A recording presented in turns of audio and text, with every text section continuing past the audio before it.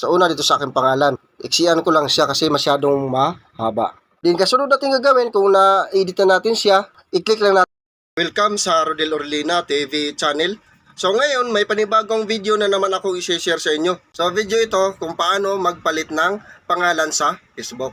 Matagal ka na naghanap ng mga idea kung paano ito gawin, kung paano palitan yung pangalan natin sa Facebook, so tama ang video na napuntahan mo. Make sure lang na panoorin mo itong video nito hanggang dulo kasi dito ituturo ko step by step kung paano ito gawin. Kung baguhan ka ba lang din dito sa aking YouTube channel, huwag kalimutan na mag-subscribe at i-click yung notification bell nang sa ganun magiging updated pa kayo sa mga susunod ko pa na-upload na video na katulad nito. Yun na guys, di ko na to patagalin pa. Proceed na tayo pagkatapos ng aking intro.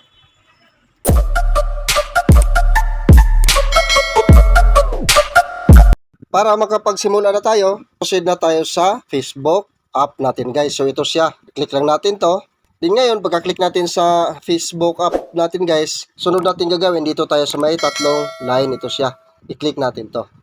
Tandaan nyo guys, itong pinaka-guide natin itong bilog na orange. So ngayon, pagka-click natin doon sa may tatlong line, scroll down na natin siya. Din hanapin natin dito yung settings and privacy. So ito siya guys, i-click natin to. Then itong settings, i-click natin to. Then kasunod guys, dito sa account center guys, ito siya. So i-click lang natin kahit dito, saan dito nga part guys. So kung wala mo kayong nakita na account center guys, so dito sa may engine bar, search engine taas, i-click natin to. Then i-type lang natin dito account center. Account center. So yan. So ito siya guys, yan, account center. So i-click lang natin to. Pagka-click natin dyan, i-click lang din natin to ating profile. Ito siya. Then mapunta tayo dito sa ating Facebook guys. Ito siya profile Facebook natin. So i-click lang din natin to. Then dito guys, ito yung pipiliin natin, itong name. I-click lang natin tong name. Then ito na siya ngayon guys. Sobrang haba na ang pangalan ko dito. May middle name pa. Then ito sa last name. So gusto ko siyang paiksian lang siya guys. Sa una dito sa aking pangalan. Iksian ko lang siya kasi masyadong mahaba. Tapos middle name, pwede na to wala siyang ilagay dito. Ito na lang, ibaguhin ko sa last name yung apelido ko. Orly. Yan, ganyan. Para ma-iksi lang siya. Din kasunod natin gagawin, kung na-edit na natin siya, i-click lang natin tong review, change. Ito siya. Then, pipili ka na lang dito guys kung alin ang gusto mong i-display sa iyong account. So, ito bang Del Orly o Orly Del? Kung mauna ba yung apelido mo o pangalan.